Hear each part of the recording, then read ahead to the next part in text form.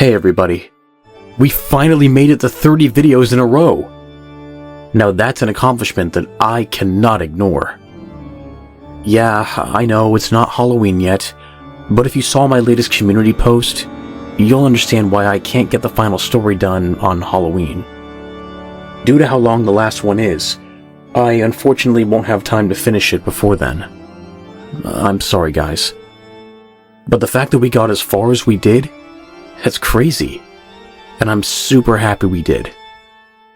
Now, I wasn't gonna let this whole thing stop me from dressing up on camera for all of you. Let's call this an early Halloween treat. Leave a comment down below if you know who this is. Now, if you've been here since the very beginning of this whole entire series, thank you. Thank you so much.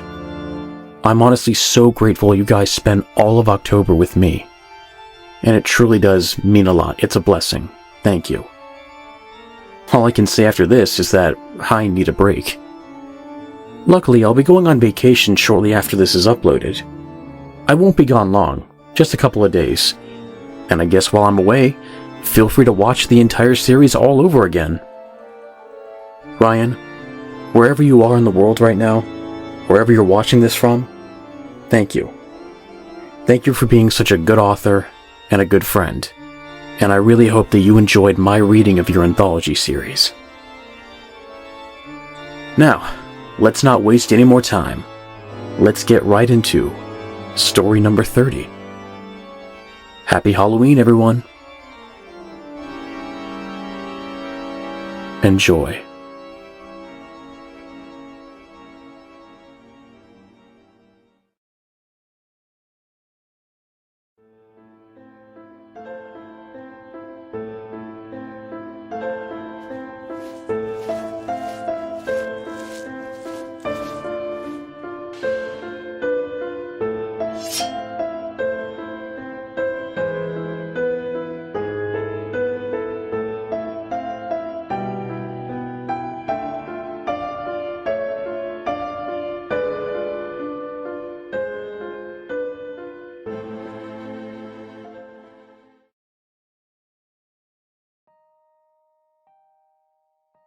Subject number 1876, Starry Eyes. Excerpts from an electronic letter from Special Agent Mark Tye to the Director of the DSA, James Dorson, regarding subject number 1876, henceforth to be referred to as Starry Eyes. It follows. Director Dorson, there have been many times before where my actions have come before scrutiny and ridicule, and I'm afraid this will be another such occasion. I'm writing this today to act as a preemptive strike against those forthcoming criticisms that I'm sure will be reaching your ears presently. I trust that, with this disposition, you'll be able to keep your faith in me as you always have before. I owe you much, and I hope that you're starting to see your faith in me pay off. I need to tell you firstly about the subject in question, Starry Eyes. To say he's a unique man would be quite the understatement. This man is more than uniquely abled. He's a gift to us as I feel we are to him, whether or not he knows it yet. And everything about that frightens me. The following is transcribed from a series of interviews conducted between Special Agent Mark Tye and subject, Starry Eyes. Interviews all conducted with Retainment/Interrogation Room 34.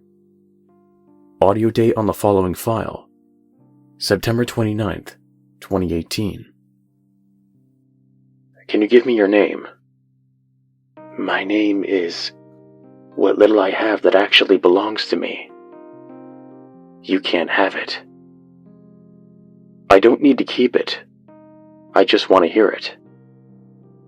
Everyone calls me Starry Eyes, but that's not your birth name. It's who I am now. When were you born exactly? How old are you? I've lost track. Do you remember where? Where I lost track? No, where you were born. A place long dead. Places don't die. Worlds do. They die in my eyes. I'm not ready to leave until you tell me something about yourself. So, at least tell me why you wear the blindfold. What? Why do you wear the blindfold? When we found you, you wouldn't open your eyes until we gave you one. You were crying, screaming, begging. Why is that so important? I can't even tell you that. You wouldn't understand. Why were you screaming? Because I couldn't open my eyes. Letter to James Dorson continued.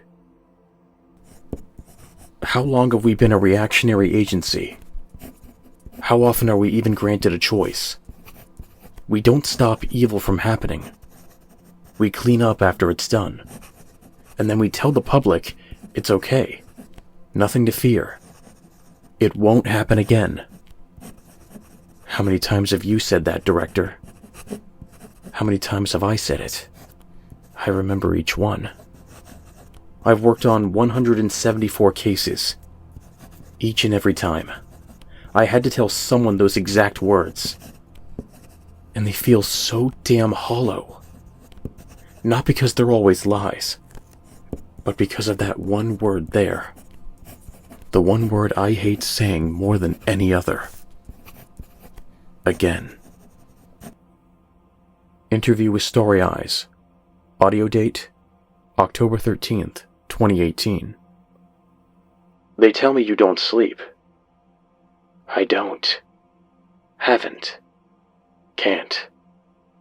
What happens every time you close your eyes, Starry? I see them. All of them.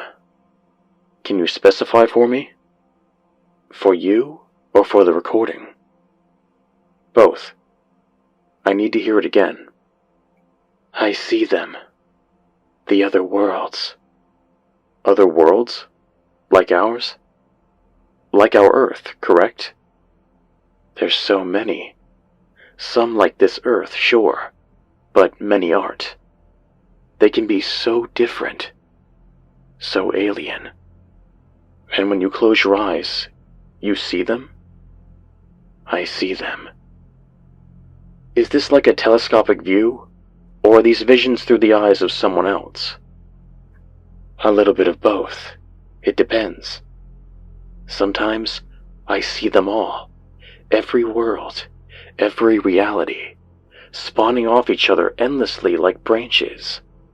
All of them come from the same mighty tree. The origin. Each comes from there. And they bear fruit. You're describing what we would call a multiversal theory. Is that term familiar to you? A crude description. It's a theory. It's never been proven. I don't need proof what's right in front of my eyes, Special Agent I. You said a few moments ago that it depends. How you see things. It depends.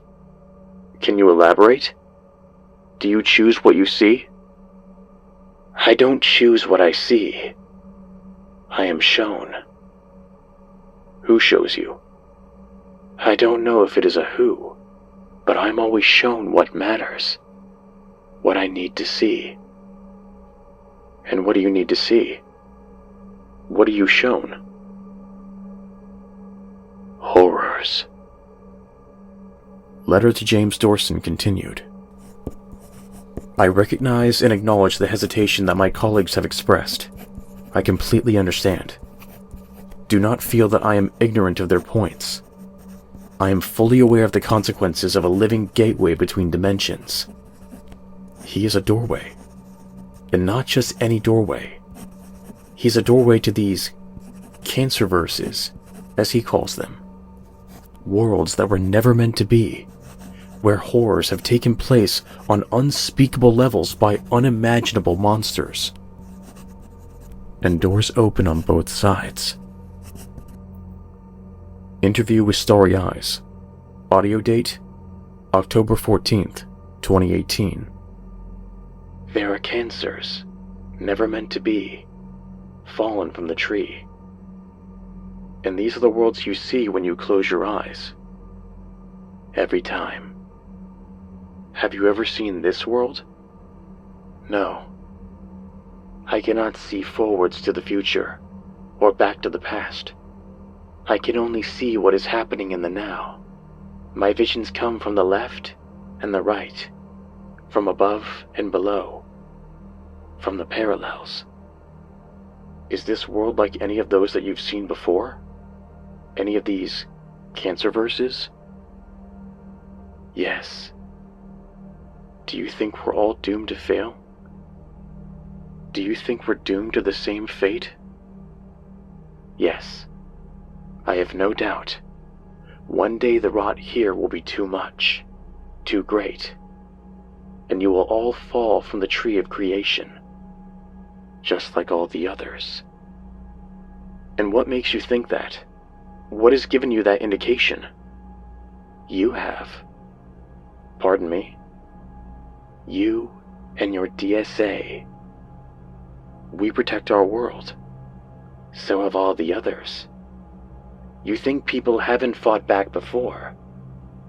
You're not the only DSA that I know. You won't be the last.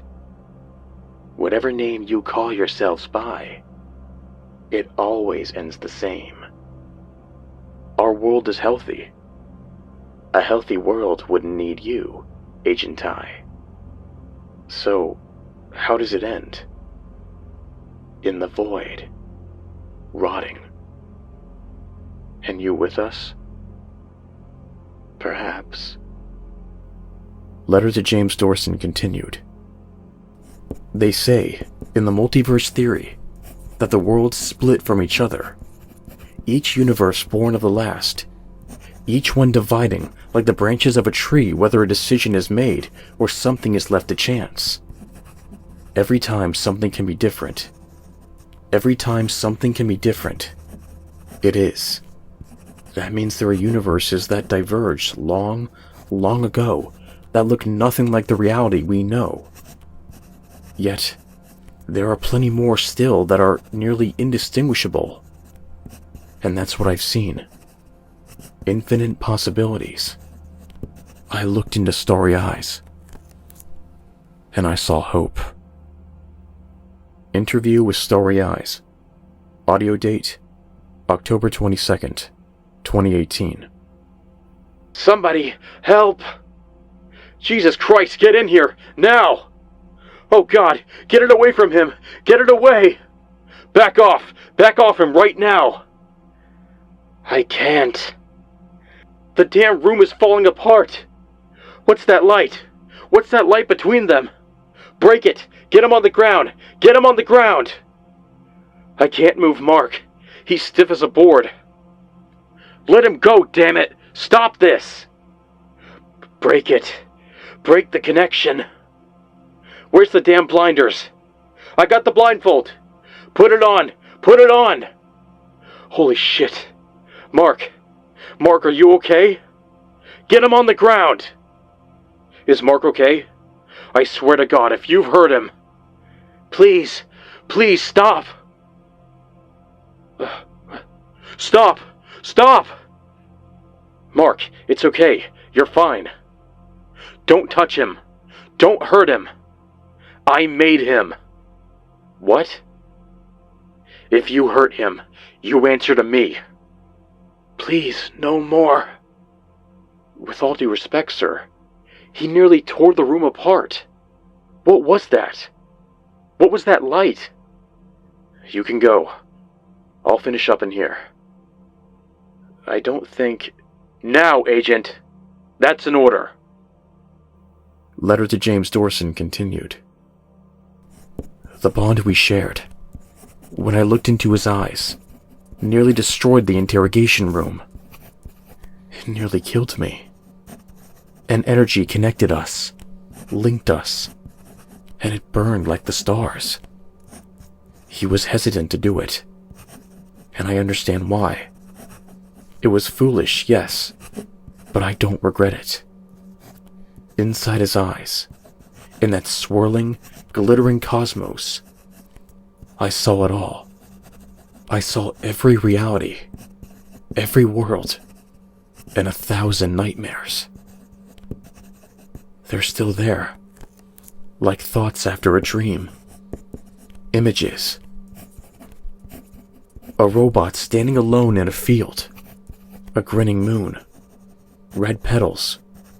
Red headlights. A council in the woods. Raining flesh. All of it seemingly unimportant, but only seemingly. Everything I saw could be us.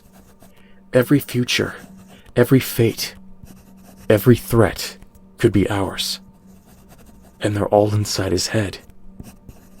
He has seen things that no one else could know about. He knew about Angelica and the Oesterlings. He knew about the final religion and the Harvestmen. He's seen worlds where they win and where they lose. And that's what matters. Because if even a fraction of what he says is true, and there are worlds tumbling into the void, dying, succumbing to darkness, then damn it, I don't want it to be ours. We can't let it be ours. With his sight, we can find threats before they emerge. We can prevent ourselves from making the same mistakes we've made elsewhere. We can survive. We can thrive. Never again will we have to say, never again. That's why, in light of everything, and all the destruction and havoc this one man can bring upon us all, I couldn't resist. Interview with Starry Eyes. Audio date, October 30th, 2018. I warned you it would be too much. You did. Yet, you forced me to do it anyways. There's a reason I choose to remain blind. Now it is not a choice. You handcuffed me, restrained me. There is a reason why you kept me here, locked away in a cage. I understand, but it doesn't have to be like that. What does that mean? There's an alternative. You're going to kill me? What makes you say that? I've seen you in other worlds. I know you, Agent Mark Tai. I know your organization. I know these people. I am a threat. I am to be dealt with. I have made peace with it. Perhaps it is time. I am tired of watching. How many times has a world surprised you? What? How many times has a world surprised you? Any that you've seen? Has it ever turned out well? In any of them? In worlds touched by the dark? Never. They never surprise me. Well, you see, I'm thinking that might be where they've all been going wrong. You're handcuffing me? Yes. Because we're not going to kill you. You're a dangerous mutant of some cosmic origin, with enough power to potentially destroy us all. That's what the boys upstairs say. That's all you are to them. And what am I to you? Potential. What are you playing at? It's called doing the unexpected. Because you're right. You should be destroyed.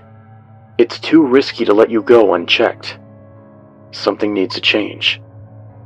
That's why I'm offering you a job. A job? I want you to work for us. I want to keep us afloat. No carnivorous plants or ominous space gods, okay? Your sight can tell us so much. You're going to be our navigator through the dark. What do you say? Well, I could say that. Yes. This certainly is a surprise.